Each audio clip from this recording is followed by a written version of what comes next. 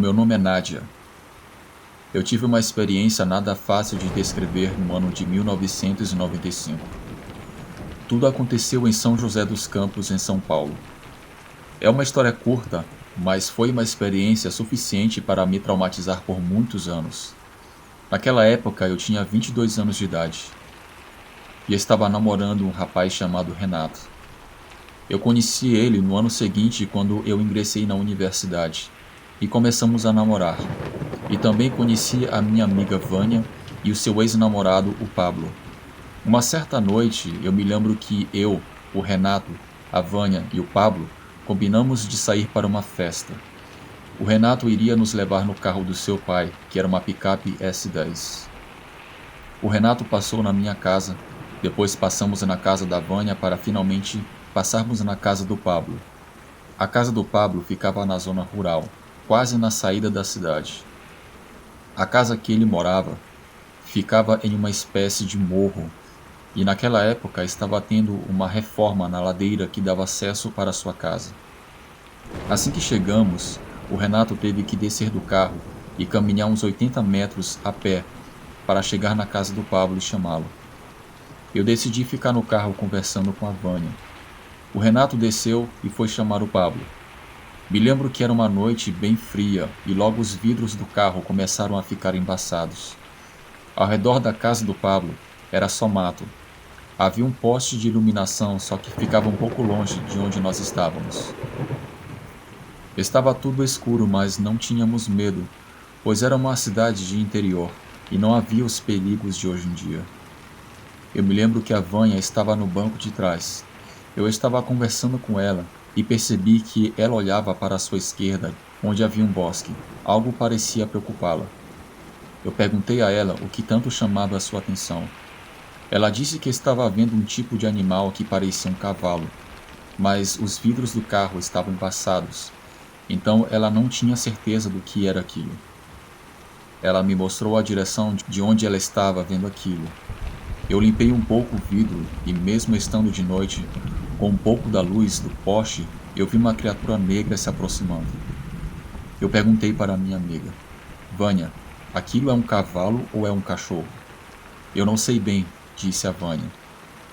Quando aquele bicho estava a uns 15 metros de nós, podemos ver a coisa mais grotesca que vimos em nossas vidas. Um cão deformado vinha se aproximando lentamente do carro. Ele andava com a parte de frente apoiada nos cotovelos, e a parte traseira era mais alta que a dianteira. Ele tinha olhos amarelos e sua boca parecia estar fraturada, pois estava sempre aberta com dentes grandes à mostra. O medo foi tremendo. A Vânia pediu para a gente se abaixar, pois aquela criatura poderia nos ver pelos vidros da janela do carro. Eu me abaixei e podia escutar a respiração de um animal muito cansado que vinha se aproximando do nosso carro. De onde eu estava, eu podia ver o vulto que ficava rodeando o carro quando passava próximo às portas do veículo. O que mais me deu medo foi que eu lembrei que não havia travado as portas do veículo. O meu temor era que aquela criatura pudesse abrir a porta e nos atacar ali dentro. Aquele monstro começou a sacudir o carro. A gente tentou ficar quietas e engolir o choro. Eu estava quase dando ataque do coração, mas de repente tudo ficou quieto. Eu estava indignada, pois o Renato e o Pablo estavam demorando muito, mas passados uns 7 minutos, para o meu espanto, a porta do motorista se abriu, mas era o Renato acompanhado do Pablo. Eles perguntaram por que estávamos abaixadas, meio que escondidas. Eu e a Vânia pedimos para eles entrarem rapidamente no carro e sairmos dali o mais rápido possível, pois tínhamos visto uma criatura muito feia.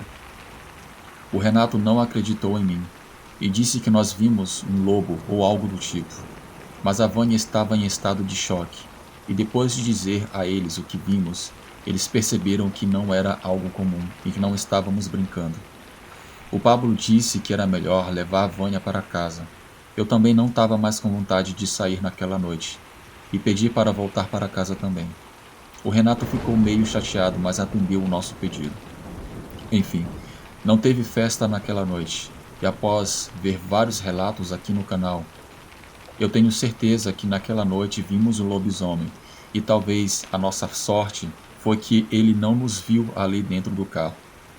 Depois do ocorrido, eu nunca mais fui na casa do Pablo, nem mesmo de dia. A Vânia também não gostava de ir para aquela casa. E depois de algum tempo, eu soube que eles se separaram. Me despeço de todos. Boa noite.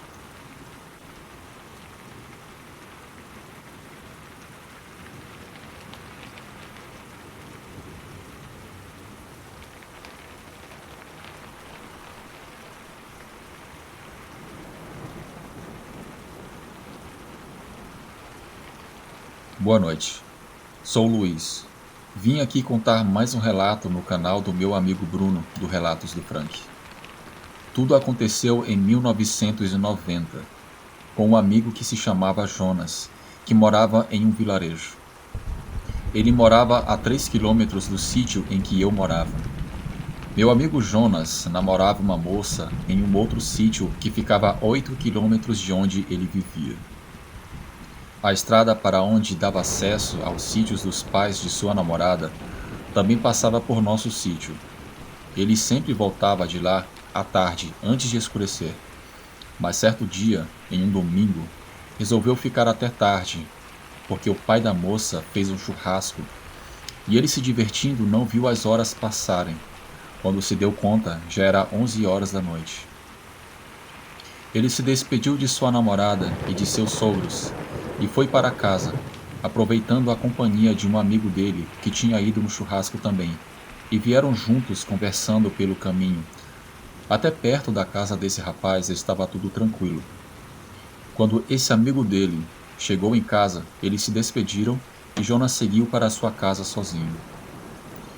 Era uma noite de lua clara, faltava poucos metros para chegar na sua residência. Jonas estava perto de um campo de futebol e avistou algo que aparentemente parecia ser um homem que vinha descendo a estrada.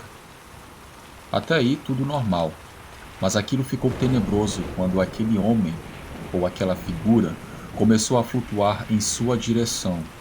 E o pior é que quando aquilo chegou perto do Jonas, ele pôde perceber que aquela suposta pessoa não tinha cabeça.